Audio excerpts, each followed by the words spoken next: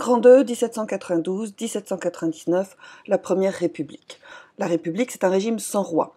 Le modèle, c'est la République romaine. On a donc maintenant deux pouvoirs à Paris, celui du peuple, qui est représenté par les sans-culottes, ainsi surnommés parce qu'ils portent le pantalon au lieu de la culotte courte des bourgeois et des nobles. Ils sont issus du peuple des villes, artisans, boutiquiers, ouvriers. Patriotes intransigeants, ils portent la cocarde, ils font pression sur la Convention pour qu'elle tienne compte des besoins du peuple, si nécessaire par la violence, d'où la pique. En septembre 1792, ils vont massacrer des prisonniers, considérés comme des ennemis de la Révolution, pour se venger d'une défaite. Il y a 1500 morts. Ainsi, ils veulent que le prix du blé soit fixé par la Convention pour ne pas dépasser un maximum, car certains achètent le blé pour le stocker et le revendent plus cher. Ce sont des spéculateurs ou accapareurs. Depuis 1789, la liberté d'expression autorise la naissance de journaux, de clubs. Hommes et femmes de tous milieux assistent au débat de l'Assemblée. L'autre pouvoir, c'est la Convention, d'abord dominée par des députés originaires de Bordeaux, les Girondins, puis par des députés qui avaient l'habitude de s'asseoir en haut de l'Assemblée, les Montagnards, dont le chef est Robespierre. Au milieu, les députés moins engagés forment la Plaine. Une nouvelle constitution très démocratique, avec le suffrage universel, est votée, mais elle ne sera pas appliquée. Le 21 janvier 1793, le roi est guillotiné sous la pression des sans-culottes. On est dans un contexte très difficile. L'Europe entière forme une coalition contre la République française. La France est donc menacée par les ennemis étrangers, mais aussi par l'ennemi intérieur. Une partie des Français s'oppose à la Révolution. Ceux qui soutenaient les Girondins, qui ont été éliminés par les Montagnards, et les Vendéens ou Chouans, qui soutiennent les prêtres réfractaires. Face à cette situation exceptionnelle, le pouvoir est exercé par quelques hommes qui forment un comité de salut public. Robespierre joue un rôle important, mais il faut rappeler qu'il n'est pas le seul à prendre des décisions. À situation exceptionnelle, mesure exceptionnelle. Un tribunal révolutionnaire juge toutes les personnes suspectées d'être contre-révolutionnaires au nom de la loi des suspects, votée en septembre 1793. La liberté d'expression est restreinte, les prisons se remplissent, les suspects sont guillotinés ou jetés dans des rivières. C'est la terreur. Elle prend fin avec l'arrestation de Robespierre et de ses amis, par exemple Saint-Just. Le 27 juillet 1794, où 9 Thermidor en 2, selon le nouveau calendrier républicain. La terreur a entraîné 16 000 morts. La guerre civile, 150 000 morts, sur 20 millions de Français. Robespierre est guillotiné dans des conditions atroces. On lui avait fracturé la mâchoire. Il est jugé responsable de la terreur par ses excès. Il voulait une république idéale de citoyens vertueux et avait décrété le culte de l'être suprême pour remplacer la religion chrétienne. Les républicains modérés, la Plaine donc, prend le pouvoir. Une contre-terreur se dirige contre les partisans de Robespierre. Les violences continuent.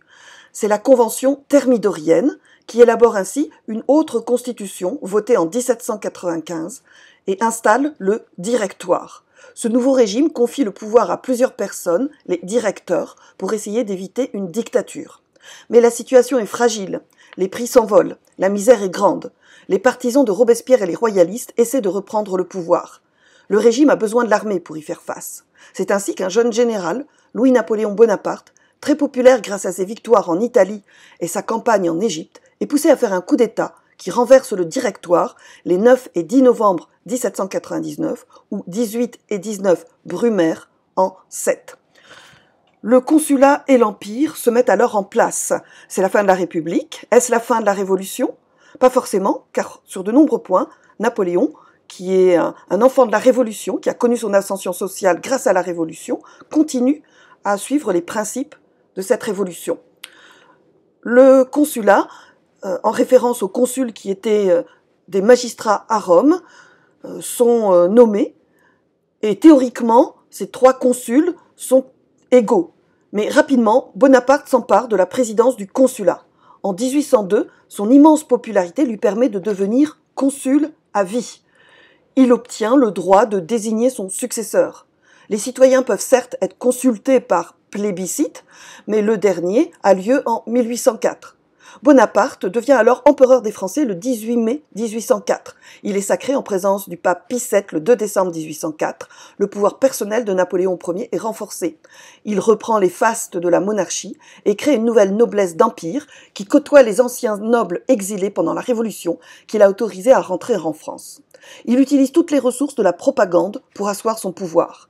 Ce tableau monumental réalisé par David, peintre officiel du régime, célèbre le souvenir du sacre. D'autres tableaux représentent l'empereur avec l'ensemble des insignes du pouvoir.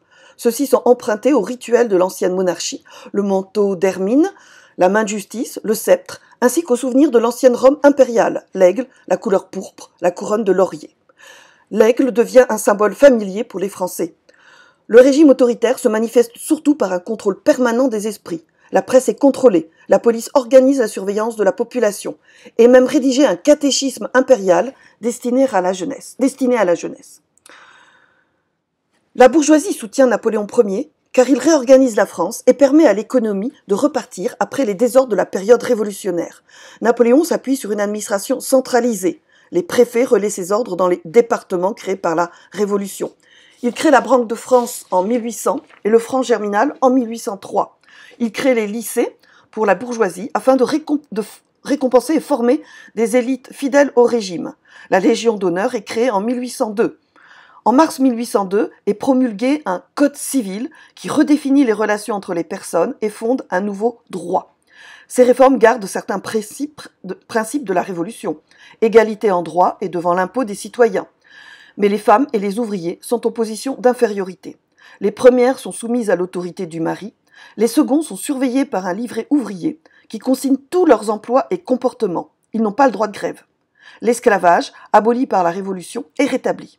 On appelle ces réformes les masses de granit car elles sont solides, elles vont structurer la société et l'économie française pour plus d'un siècle. Enfin, Napoléon rétablit la paix désirée par tous les Français.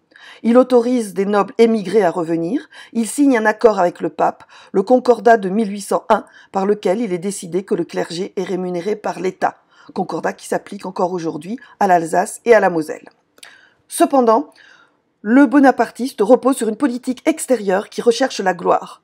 Dès 1804, Napoléon reprend la guerre en affrontant ses voisins européens. Les victoires, Austerlitz en 1805, Wagram en 1809, aboutissent à la constitution de la France des 130 départements. Mais ces guerres provoquent la chute du régime. Le blocus continental, interdisant tout commerce entre l'Angleterre et le reste du continent, mécontente la bourgeoisie commerçante.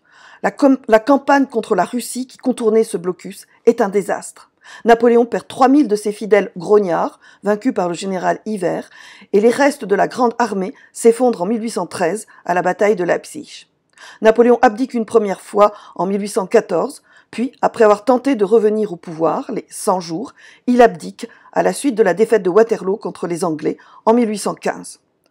En conclusion, on peut dire qu'entre 1789 et 1815, les Français ont fait de nombreuses expériences politiques. Même si la royauté est restaurée, il ne sera plus jamais possible de revenir à la monarchie d'Ancien Régime.